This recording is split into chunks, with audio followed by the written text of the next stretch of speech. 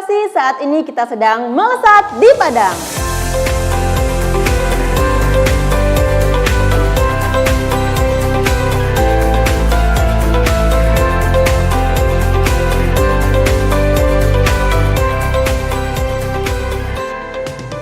Selamat datang di Melesat, melihat riset vokasi lebih dekat. Bersama saya, Oting Febriana, yang akan menjadi host pada episode kali ini. Kali ini kita akan membahas penelitian dengan judul Smart System Energi Hybrid yang memanfaatkan energi matahari dan energi angin untuk penerangan jalan. Penelitian ini diketuai oleh Bapak Asnal Effendi. Beliau adalah salah satu dosen inspiratif dari Institut Teknologi Padang. Saat ini saya sudah bersama dengan Bapak Asnal Effendi. Selamat pagi Pak Asnal Effendi. Selamat pagi Mbak Ena. Apa kabarnya Pak? Alhamdulillah sehat. Diana mana? Alhamdulillah sehat juga Bapak. Jalan-jalan kemana aja Mbak? Wah, saya ini hari kedua Pak. Kemarin saya ke Payakumbuh. Wah keren ya, jalan-jalan ke sana ya. Padang memang luar biasa cantiknya Bapak. Aduh. Ya. Pak, supaya lebih akrab nih Pak, Ya, saya panggil Bapak dengan sapaan Bapak Effendi ya. Boleh? Ya. Boleh Mbak. Ya, Pak Effendi, boleh diceritakan sedikit Pak mengenai judul penelitian yang Bapak dan tim kerjakan. Apa saja sih Pak? Oke, dalam hal penelitian ini latar belakang dulu atau gimana gitu Mbak Ena? Apa saja Pak? Oke. Awal idenya seperti apa? Baik, di sini saya sebagai tim peneliti, ide awalnya gini, kita melihat dari penerangan jalan umum itu kan awalnya secara manual atau secara konvensional. Sekarang di mana konvensional itu masih memanfaatkan energi dari PLN gitu. Oh iya. Terus dari sanalah saya timbul idenya gini, bagaimana ke depannya kita tidak memanfaatkan energi PLN lagi dan bisa kita memanfaatkan energi alam seperti cahaya matahari dan energi anginnya gitu. Maka dari sanalah saya timbul ide untuk penelitiannya, yaitu memanfaatkan energi hybrid, di mana kita memakai energi kedua tersebut dari panas matahari atau sinar matahari dan dari energi angin itu sendiri gitu. Oh baik. Nah, kalau untuk yang menjadi urgensi dari penelitian ini apa saja Pak? Oke, di sini penelitiannya adalah di mana kita memanfaatkan dari energi matahari dengan energi angin gitu kan, di mana keduanya kita hybridnya gitu kan. Urgensinya adalah kita tidak menggunakan lagi energi PLN karena kaitannya nanti ke pembiayaan. Oh, Nah, lebih jadi menekan kosnya ya Pak Cost-nya, ya. Betul. efisiensi dari sisi pembiayaan energinya gitu. Lebih hemat ya Pak Hemat ya. pembiayaannya gitu. Dimana kalau kita pakai selama ini kan PJU tersebut, penerangan jalan umum, pemakainya kan menggunakan energi PLN kan. Nah, Iya. dimana PLN itu tagihannya kan ke PLN terus gitu kan. Jadi nanti income per kapita dari Pemda bisa kita manfaatkan kalau kita menggunakan energi terbarukan istilahnya ini kan, Ya. matahari dengan angin. Kita manfaatkan energi alam kita. Jadi cost-nya bisa kita manfaatkan nanti income per kapita Pemda yang lainnya gitu. Ya, untuk kebutuhan yang Kebutuhan lainnya ya lainnya Pak gitu. ya. Ya. Lalu Pak, kalau penelitian ini itu dimulai dari kapan Pak?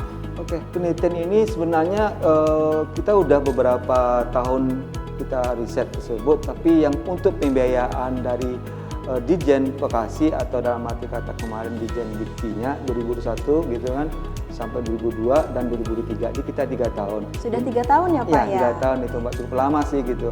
Dimana penelitian pertama itu di tahun 2021 kita membahas tentang data logger. Data logger itu yaitu tentang bagaimana kita melihat dari masukan dari pemanfaatan energi tersebut, baik itu matahari maupun energi angin gitu kan. Dimana energi matahari itu kan kita memanfaatkan pencahayaan matahari melalui seperti PV-nya, ini bisa kita lihat gitu kan di belakang seperti ini ya. contohnya. Jadi memanfaatkan cahaya matahari mengeluarkan arus listrik gitu kan. Iya.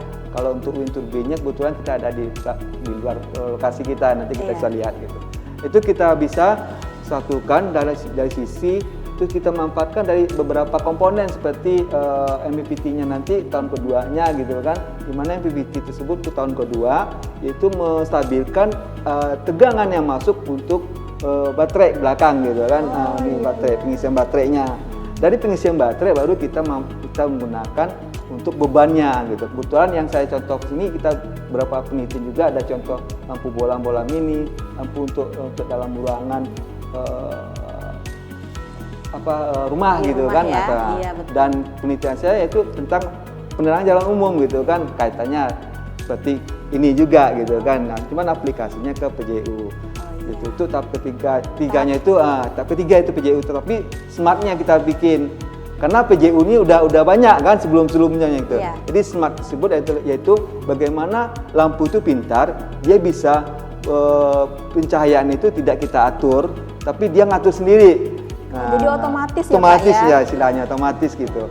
Jadi pintar otomatis dalam arti kata jika adanya kendaraan dia akan terang sesuai dengan lux yang standar. Tetapi kalau jika orang tidak ada atau kendaraan tidak ada lewat sana, dia redup. Jadi efisiensi dari sisi pemakaian energi di baterai itu sendiri. Gitu. Canggih sekali itu, Pak. Ya. Selanjutnya, Pak, untuk proses penelitiannya sendiri itu seperti apa, Pak? Oke, untuk prosesnya pertama sekali yaitu kita melihat literatur dulu. Oh, literatur ya, pasti pastinya pasti iya, literatur.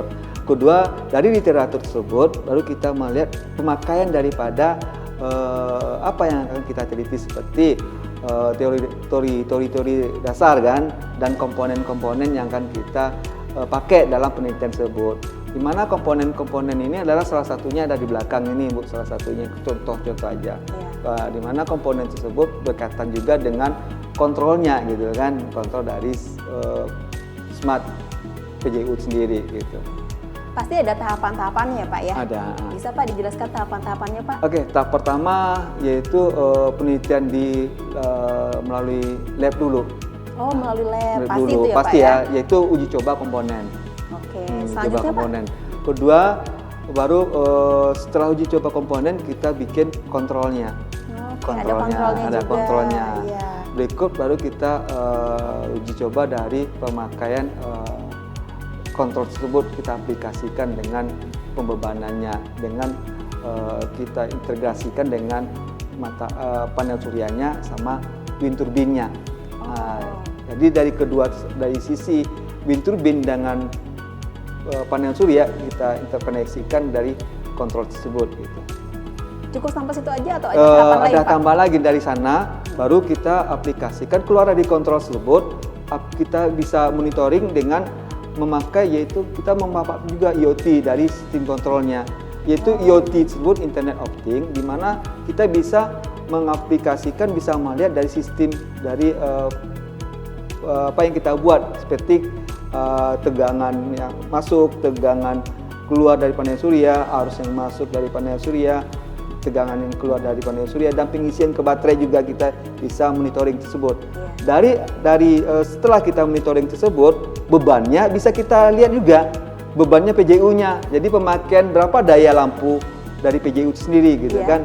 Kelihatan apakah dalam arti kata di sini kalau dia hidup berarti bisa kita lihat tegangan yang mengalir ke lampu tersebut, arus yang mengalir di lampu tersebut, serta dari sisi itu juga monitoring juga bisa kita lihat bagaimana pencahayaan cahaya dari sinar ultraviolet yang menerangi untuk panel surya sendiri gitu. Jadi untuk panel surya bukan panasnya kita pakai lah gitu. Kita pakai adalah sinar mataharinya yang merubah dari sinar matahari ke energi arus listriknya. Cukup panjang juga ya, Pak, prosesnya. Wah, itu belum seberapa, Mbak Yana. Ada lagi, Pak? Ada lagi dong. Karena di sini dalam penelitian itu tidak hanya sebatas hanya di labor saja gitu. Kita juga meneliti tersebut tahapan dari aplikasinya. Aplikasinya. Iya, seperti hasil dari penelitian kita ini perlu pengujian dalam arti kata di sini kita melihat performa daripada alat yang kita buat gitu. Seperti kita menggunakan, nanti kita bisa melihat bagaimana daya serap dari matahari tersebut bisa kita monitor gitu kan. Terus tahapan berikutnya adalah bagaimana kesiapan dari komponen tersebut gitu kan. Dimana kita udah uji coba beberapa lama tersebut, ada beberapa komponen udah ada 6 bulan gitu kan kita uji coba gitu, tetapi ada komponen yang perlu kita upgrade lagi gitu, menyesuaikan dengan kondisi teknologi komponen sekarang gitu, supaya nanti bisa kita aplikasikan lebih bagus lagi ke depannya gitu. Oke. Nah, untuk memonitornya itu selama ini pakai apa, Pak? Oke, untuk monitornya kita seperti memanfaatkan Internet of Things-nya. Internet of Things tersebut bisa kita monitor dalam arti kata ke beban tersebut. Gitu. Kita bisa IoT-nya itu yaitu dengan memanfaatkan internet sendiri aplikasinya. Itu makanya ke depannya supaya lebih baik dalam penelitian ini, saya akan menggunakan tenaga IT gitu kan untuk bisa IoT-nya lebih baik dan terkendali gitu. Oke, baik Bapak. Pak, dari penelitian ini prototipe yang dihasilkan ada berapa, Pak? Oke, untuk prototipe ini ada bertahap juga Mbak Yana. Pertama untuk tahun pertama 2021 prototipenya tentang data logger dong. Nah, data logger tersebut kita pakai beberapa prototipe. Ada 3 prototipe kita taruh di mana ada di pantai, tepi pantai, ada di kawasan daratan, ada kawasan perbukitan. Gunanya di sini prototipe tersebut yang data logger kita melihat daripada kapasitas daripada masing-masing komponen tersebut. Dalam arti kata, kalau kita gunakan di tepi pantai itu kan angin. Kita melihat nanti anginnya dengan menggunakan prototipe alat yang namanya anemometer. Di sana bisa merekam nanti data logger tersebut. Bagaimana kecepatan angin yang akan kita gunakan menggunakan wind turbine nanti, bonde wind turbine-nya. Itu data logger nanti untuk aplikasikan bagaimana model dari turbin yang akan kita bikin untuk memanfaatkan energi anginnya. Terus tahun kedua yaitu prototipe tentang MPPT-nya, kontrolnya, di mana kontrol tersebut yaitu seperti yang Mbak Ana bisa lihat di belakang gitu kan, di mana dia MPPT itu sebenarnya memanfaatkan dari pengontrolan tegangan yang masuk dari panel surya sama tegangan dan arus yang masuk dari angin wind turbine maksudnya dikoneksikan dengan alat kontrol dan diatur oleh MPPT untuk bisa menstabilkan ke baterai melalui baterai. Dari baterai bisa ke beban seperti PJU dan bisa lagi yang lainnya selain PJU bisa banyak kita manfaatkan gitu. Jadi prototipe tersebut dari total smart system yang kita bikin semuanya ada 3 prototipe seluruhnya. Di luar dari data logger ada 6. Itu udah kita lihatkan dari tahun 1, tahun 2 MPPT-nya, tahun 3 smart system. Di mana alat tersebut prototipenya kita uji coba di tepi pantai karena tepi pantai itu kita memanfaatkan energi anginnya untuk energi listriknya gitu kan. Dari putaran angin turbin kita manfaatkan anginnya untuk bisa mutar wind turbinnya, terus generator turbinnya menghasilkan arus listrik masuk ke baterai. Baterai itulah memproses penyimpanan dari arus listrik tersebut. Dari baterai baru kita beban. Itu dari sana tuh kita uji coba di pantai ada beberapa tipe kurang 2 atau 3 PJU-nya. Terus prototipe berikutnya kita adakan di perbukitan gitu kan, melihat juga dari sisi angin di perbukitan gitu kan. Dari sekian banyak yang kita lihat gitu kan, memang di Kota Padang untuk menggunakan wind turbine kurang bagus gitu kan, kurang bagus pemanfaatan dari energi anginnya karena kecepatan angin rata-rata di Kota Padang itu kurang efisiensi dalam hal putarannya gitu. Terlalu rendah gitu rendahnya. Ya, Jadi istilahnya anginnya itu tidak standar gitu, di bawah dari rata-rata 1 meter per second gitu. Rata-rata. Jadi ke depan sebaiknya dalam penelitian ini sudah saya coba juga di tepi pantai enaknya kita pakai wind turbine PJU ini gitu, hybrid wind turbine dengan PV ini. Kenapa? Karena pada siang hari kita bisa manfaatkan sinar matahari, pada malam hari kita bisa manfaatkan energi anginnya walaupun siang hari juga angin juga ada gitu kan. Pastinya gitu. Pak. Nah, karena kedua-duanya saling kita manfaatkan energinya gitu. Itu aja Mbak Yana. Gitu. Nah, untuk mekanisme switchingnya itu seperti apa Pak? Oke Mbak Yana, di sini dalam penelitian kita mekanismenya yaitu pertama kita memanfaatkan sinar mataharinya. Dari sinar matahari dimanfaatkan oleh PV-nya, panel surya. Dari panel surya keluar arus listriknya, arus listrik dan tegangan dimasukkan ke sistem kontrol. Itu satu. Jika satu lagi dengan wind turbine. Wind turbine itu memanfaatkan angin gitu. berputarnya wind turbine. Dari wind turbine adanya generator tersebut, dan dimasukkan ke sistem kontrol keluaran arus dan tegangan juga kita masuk sistem kontrol. Kontrol tersebut yang dalam arti kata alatnya MPPT. MPPT yaitu dalam arti kata bagaimana nanti ke baterai tersebut tegangan tetap stabil. Tetap stabil. Kalau tidak stabil, baterainya akan cepat rusak. Dalam baterai tersebut kita kasih tegangan 12 volt. Jadi dia masuk dari kontrol ke baterainya itu 12 volt murni. Kegunaannya itu berapa lama Pak untuk baterainya? Oke, saya sambung lagi ya. Tadi belum selesai gitu. Dari baterai baru ke beban.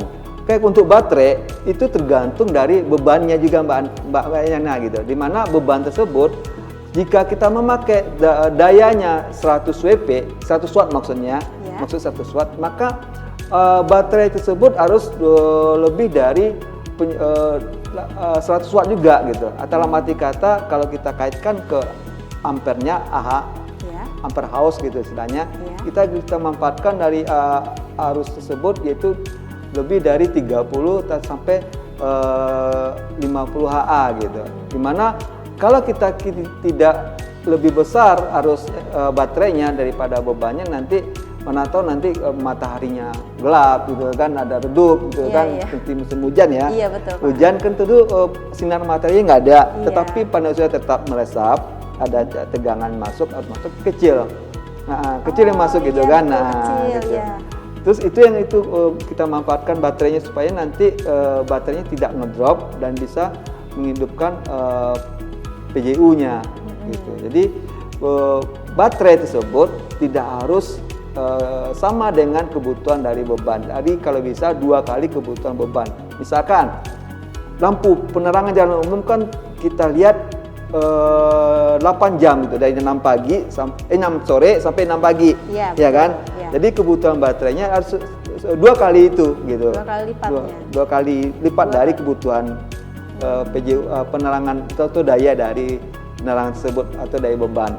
Terus berikutnya adalah perlu juga nanti jika baterainya tersebut jika full gitu kan, full nanti dia akan mutus sendiri dia. Otomatis sendiri. Jadi alat nanti untuk pengisian baterai. Jadi walaupun dia tetap mengisi, sinar matahari tetap ada dan anginnya ada, berarti kedua hybrid berfungsi. Iya, betul. Panas matahari ada, sinar matahari ada, angin ada, wind turbine berputar, ada panel surya bisa mengeluarkan, kedua-duanya ada. Nanti kan cepat pengisiannya. Kita kasih alat kontrol supaya pas waktu kebutuhan kapasitas baterai yang ada nanti gitu, dia akan off sendiri.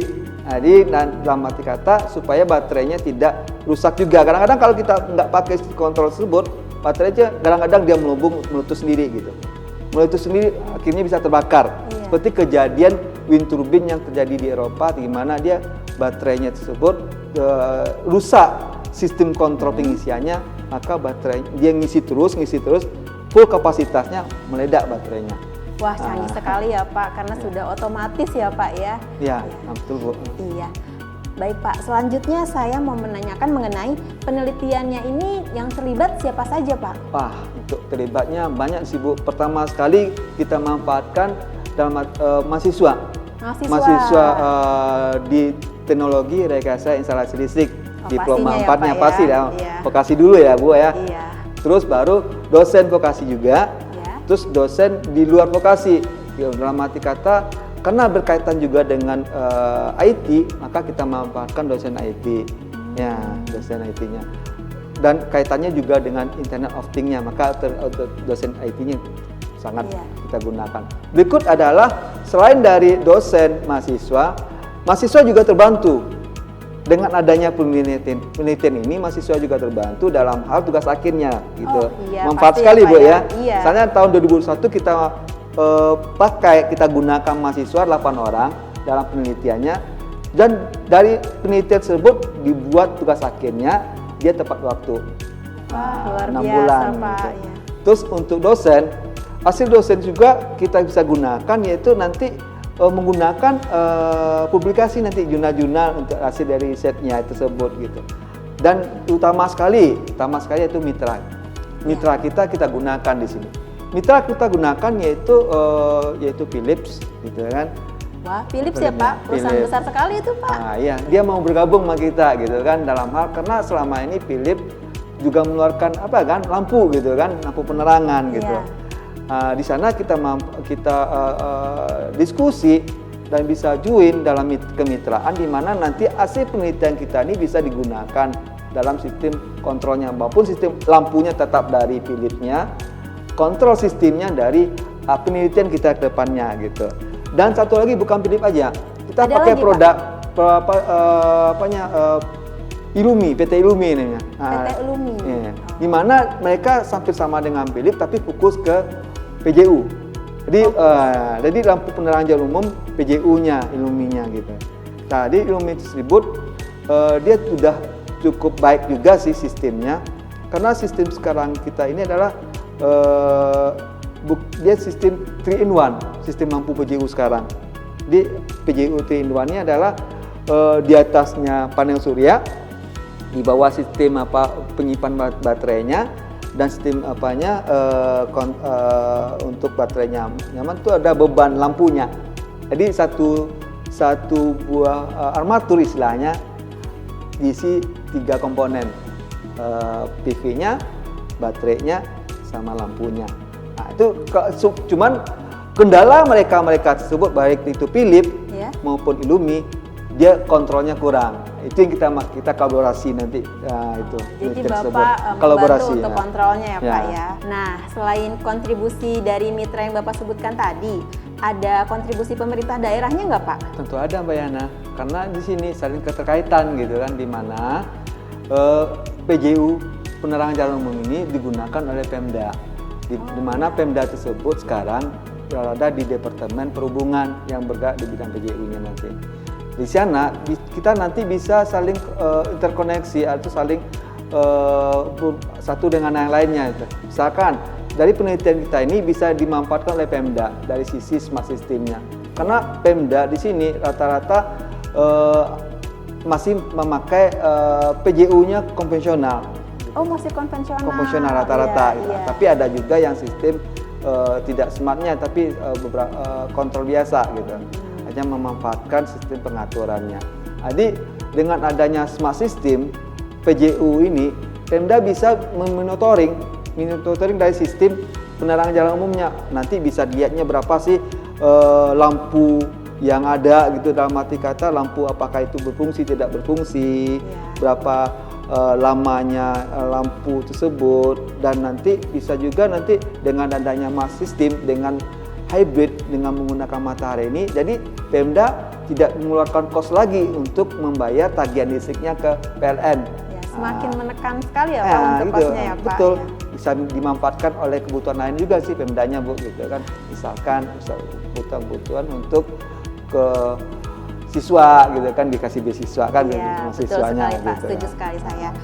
Nah, lalu nih Pak, dari penelitian yang sudah Bapak kerjakan, ada tantangan atau kendalanya nggak Pak selama melakukan penelitian ini? Nah, tentu ada Mbak Yana, di mana dalam penelitian ini tentu ada tantangan dan rintangannya. Pasti ya Pak pasti ya gitu. Iya. Karena di sini kita memerlukan komponen-komponen dalam hal penelitian gitu, di mana komponen tersebut yaitu yang kita teliti apakah dia nanti komponen bisa kita gunakan untuk keberlanjutan dari penelitiannya, seperti manfaat setelah jadinya kita bisa jual atau bikin kolaborasi dari pabrikan gitu kan.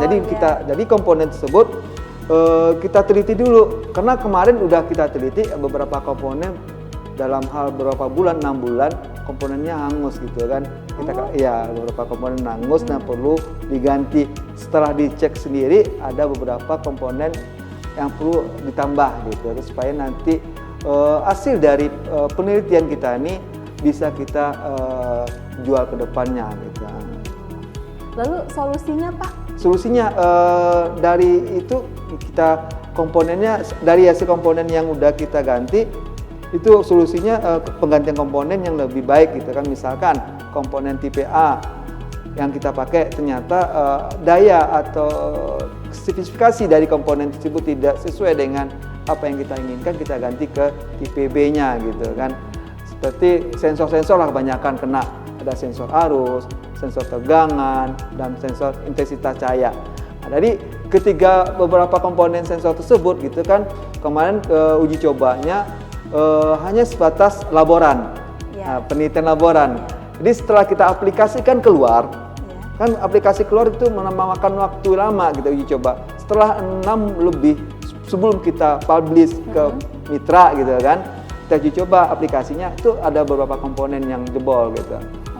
Gitu. Itu yang harus kita rubah, dan solusinya udah dapat, komponen kita ganti yang lebih baik, dan uji coba kita lakukan lagi, dan mitra udah tahu bahwasanya komponen-komponen ini sebelum dipakai, dirakit dan diproduksi banyak, tentu kita perlu beberapa komponen dan standarisasi dari produk yang akan kita buat. Jadi gini, hasil penelitian ini ke depannya kita lagi proses dalam standarisasi yang diinginkan oleh mitra. Kan ada beberapa standar nih, karena PJU ini perlu standarisasi kan. Iya pastinya Pak. Dan uji coba dari alat yang uji coba dari lembaga juga, namanya lembaga mengeluarkan sertifikasi standarisasinya. Oh, jadi diuji dulu ya Pak ya? Iya dong Bu, sebelum kita jual ke mitra atau kita produksi banyak gitu kan, perlu ada pengujian, ada dikeluarkan sertifikat oleh badan independen seperti salah satunya Skopindo gitu. Karena dia yang mengeluarkan sertifikat apakah komponen, apakah produk yang kita buat itu bisa di publikasi atau dalam arti kata kita produksi setelah banyak gitu. Jadi step by step dulu. Jadi tahap sekarang nih uji komponen pemakaian labor udah, ternyata dalam fasilitas labor memadai, tetapi setelah kita aplikasikan ke lapangan ada beberapa komponen perlu kita ganti karena tidak sesuai dengan lama waktu. Terus kedepannya itu tentang hal komponen tersebut perlu juga sih kita lihat literatur dari luar negeri. Ya, baik Pak. Itu kan solusi untuk teknisnya ya Pak. Teknisnya. Nah, kalau untuk kendala selama di lapangan, apa saja tuh Pak? Ini dia Bu, yang agak dikit, agak lucu indah gitu kan. lucu indah maksudnya.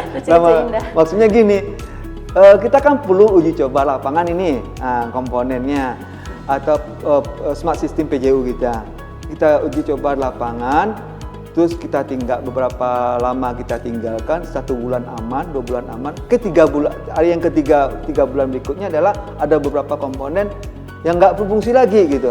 Kenapa Pak bisa? Salah satunya gini, ada yang iseng sih, malum lah, tahan jahit orang coba-coba yang dalam arti kata masyarakat pingin tahunya tinggi. Pingin tahunya tinggi, rata-rata misalkan lampunya bisa dicolek atau diketapel lah, biasalah Bu ya, kenakalan atau iseng-iseng karena pingin tahu lebih tinggi kan gitu. Sepertinya kalau hal itu di mana-mana hampir setiap daerah ada yang kayak gitu ya Pak ya. Itu dia. Jadi perlu kita edukasi lah gitu. Masyarakat kita perlu edukasi supaya dalam arti kata ini adalah uji coba sebelum kita pemakai secara massal, kita uji coba ke masyarakat bahwa ini jangan util-util lah istilahnya kan, util-util ini diganggu gitu kan. Diganggu supaya nanti hasil karya anak bangsa daerah Kota Padang sendiri kan gitu bisa dikembangkan. Wah, betul gitu. sekali Pak. Mungkin Bapak mau menyampaikan langsung kepada Sobat Vokasi apa saja yang perlu dilakukan apabila ada penelitian yang berhubungan dengan masyarakat atau di lapangan. Silakan Pak. Halo, di sini perlu kita sosialisasikan kepada masyarakat bahwasanya dalam hal hasil penelitian atau uji coba penelitian yang ada di masyarakat gitu kan kalau bisa dijaga dengan baik, di mana hasil penelitian ini nanti keuntungan juga buat kita semua, yaitu jika dalam penelitian saya ini adalah penerangan jalan umum smart systemnya, nanti bisa kita gunakan juga untuk penerangan jalan umum di masyarakat, baik itu di tepi pantai atau di daerah-daerah tanpa adanya listrik gitu. Tanpa ada listrik itu bisa kita gunakan secara langsung gitu, karena kita tanpa listrik bisa kita gunakan kok penerangan jalan umum dengan menggunakan hybrid panel surya dengan wind turbine-nya gitu. Nah Pak, tadi Bapak menyebutkan akan diproduksi secara massal. Kira-kira kapan nih Pak diproduksinya? Nah itu Bu, untuk produksi secara massal kita perlu tahapan. Pertama, tahapan uji coba pemakaian komponen dalam peralatan tersebut. Itu ada standarnya. Oh iya ya Pak kan? ya. Iya. Dan standarisasi tersebut ada uji coba komponen, uji coba getar, uji coba soundnya suara dan uji coba dari amatur dari sisi tersebut, karena hasil kita nanti ini adalah PJU-nya adalah satu kesatuan nanti. Jadi 3 in 1 untuk panel surya, kontrolnya di dalam lampu tersebut, dalam armatur tersebut maksudnya, ada baterainya dalam armatur dan ada lampunya dalam armatur tersebut. 3 in 1 dari sisi lampunya, dan nanti satu kesatuan juga dengan wind turbine-nya. Jadi wind turbine-nya nanti dalam satu tiang ada wind turbine di atas untuk koneksi tata letaknya. Jadi wind turbine dari satu tiang lampu tersebut nanti bisa kita lihat nanti di contohnya gitu kan. Terus nantinya setelah kita uji coba dan keluar dari standarisasi dari badan independen yang terakreditasi, baru bisa kita ke mitra dalam arti kata di sini, ternyata udah keluar standarisasi, udah keluar uji cobanya. Dari itu kita diskusikan ke mitra bagaimana kedepannya untuk produksi skala banyak. Tentu dia mitra tentu juga mau diskusi juga, yaitu tentang efisiensi dari biayanya. Pasti ya. Karena di sini perlu juga kan pembiayaan, harga jualnya seberapa sih nantinya kalau kita produksi kan. Betul. Karena mitra tersebut bersaing juga antara distributor dari PJU. Kan banyak itu distributor yang ada Indonesia punya, ada impor punya, gitu kan, seperti Cina nih produk sekarang nih. Pasti. Gitu. Sekarang bagaimana nanti produk yang dibuat dari anak bangsa sendiri bisa bersaing gitu kan. Dalam arti kata bersaing dari pasar gitu. Nah, itu kita inginkan nantinya, karena sebaiknya gini, dari hasil penelitian dosen-dosen vokasi, ini intinya Bu ya, vokasi ya, bisa membantu untuk meningkatkan kontribusi ke Indonesia pemerintahan gitu. Wah, itu harusnya gitu, karena hasil penelitian ini kita bisa kolaborasi penjualannya skala banyak dengan hasil ada uji coba dulu, karena uji cobanya agak susah dikibul. Susahnya gini, banyak beberapa uji coba yang perlu kita standarisasikan menurut standar yang udah ada di di industri gitu. Ya. SNI mungkin ya Pak. Ya, salah satunya SNI, Standar Nasional Indonesia, itu banyak itemnya. Baik Pak, untuk luaran penelitian yang dihasilkan apa saja Pak? Ya. Untuk luaran penelitian kita ini, pertama yaitu jurnal kita udah internasional yang terindeks Scopus Q3. Wah, bagus kan. Baru satu lagi ada juga. Masih ada Pak? Masih ada di tahun 2023. Jurnal Scopus juga internasional, Q3 juga. Ya. Terus terakhir kita ikut seminar internasional di Malaysia. Hasilnya juga jurnal internasional juga Q3. Gitu. Selain dari jurnal, tentu ada diwajibkan oleh biasanya PPP di sini, yaitu adanya paten. Iya. Nah, itu dia kendala. Untuk paten kita udah mengusulkan 2021, kita udah mengusulkan paten pertama, paten kedua yang 2022 juga kita mengusulkan, tetapi kedua-dua tersebut masih proses sampai sekarang gitu masih kan. Proses ya Pak ya. Sekarang. Dan di 2023 kita bikin untuk cara pengerjaan atau cara pelaksanaan dari lampu tersebut gitu kan, PV-nya. Terus keluaran tersebut ada lagi, yaitu mewajibkan prototype. Itu prototype bisa kita lihat gitu kan, prototype yang udah kita lihat di depan gitu kan, di skala labor gitu kan, dan skala aplikasi keluar itu. Terus keluaran berikutnya adalah kedepannya rencana saya dalam proses juga sih kita bikin ini, yaitu haki sama paten sederhana gitu, supaya karena paten itu cukup rumit, prosesnya lama.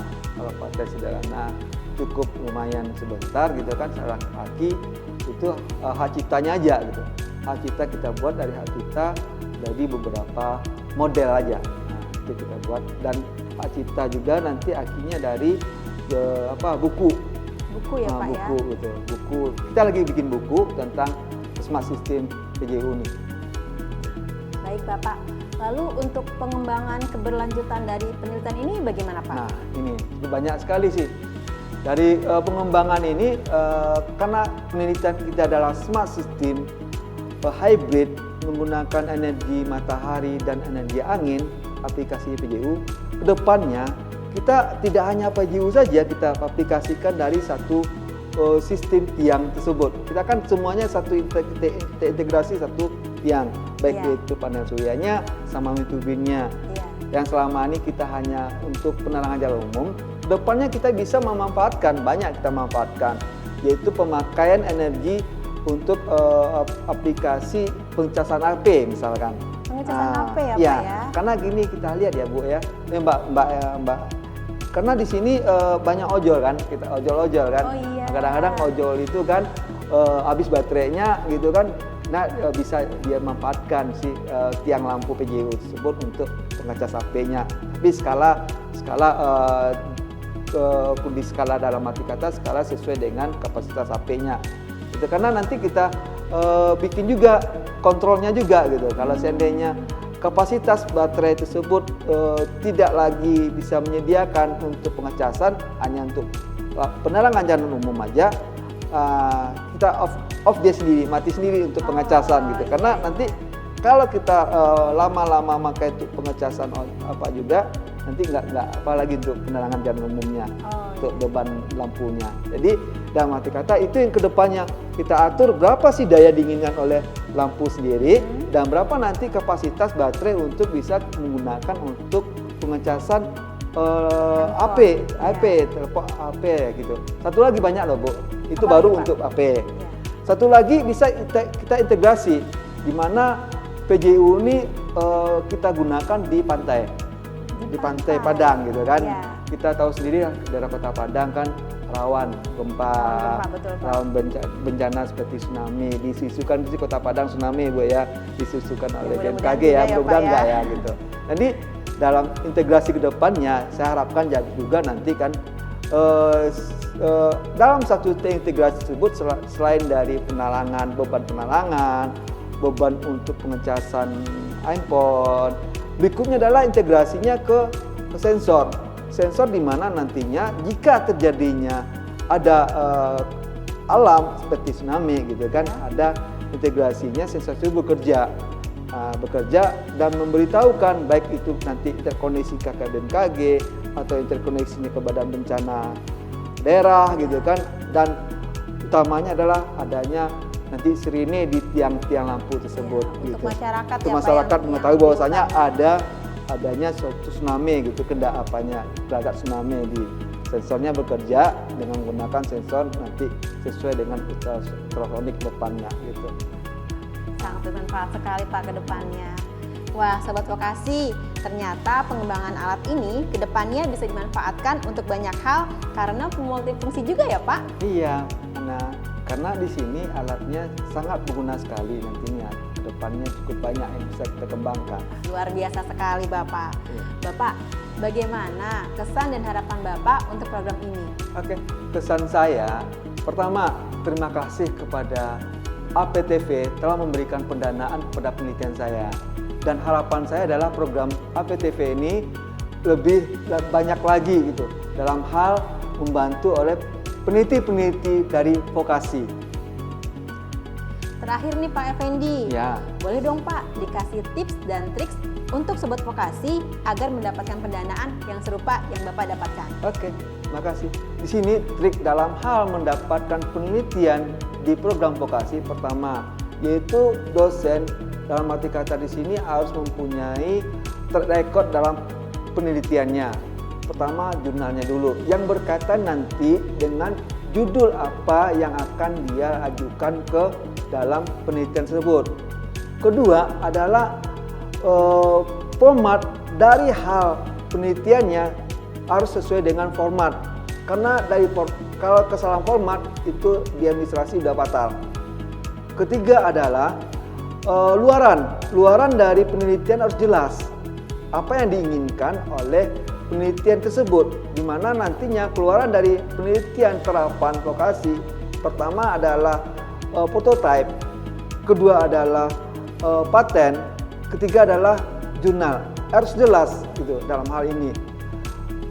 Karena di sini di tahun 2024 terus terang aja saya mengusulkan kemarin lari dari penelitian saya yang sebelumnya. Kalau udah lari dari terrekod penelitiannya, maka penelitian diulang lagi, berarti terrekod dari penelitian tidak bisa dimenangkan lagi gitu saja. Nah, Sobat Vokasi, itu tadi tips and trik dari Bapak Effendi. Yang pertama, mempunyai rekam jejak yang jelas, tema yang diambil sesuai dengan bidang ilmu, luaran dihasilkan harus jelas, format proposal harus sesuai dengan panduan. Begitu ya Pak tentunya? Betul, Mbak Ana. Sobat Vokasi, dari penelitian ini kita bisa mengetahui bahwa energi angin dan matahari bisa dimanfaatkan sebagai energi terbarukan untuk kehidupan kita sehari-hari. Terima kasih Pak Effendi atas waktunya untuk ngobrol-ngobrol kita tentang penelitian yang Bapak kerjakan dengan tim. Semoga bisa bermanfaat untuk masyarakat banyak ya Pak. Ya, terima kasih banyak Mbak Ana telah mampir di kampus kami. Sama-sama Pak. Baik Sobat Vokasi, terima kasih sudah menonton tayangan ini. Semoga tayangan ini bisa bermanfaat dan memberikan inspirasi bagi Sobat Vokasi semua. Jangan lupa like, komen, dan subscribe tayangan ini ya Sobat Vokasi. Sampai jumpa di episode selanjutnya di Melesat, melihat riset vokasi lebih dekat. Terima kasih Pak Effendi untuk waktunya. Semoga sukses selalu ya Pak. Ya, Sehat selalu ya Pak. Ya, sama-sama Mbak Ana. Sukses juga buat APTV. Terima kasih Bapak.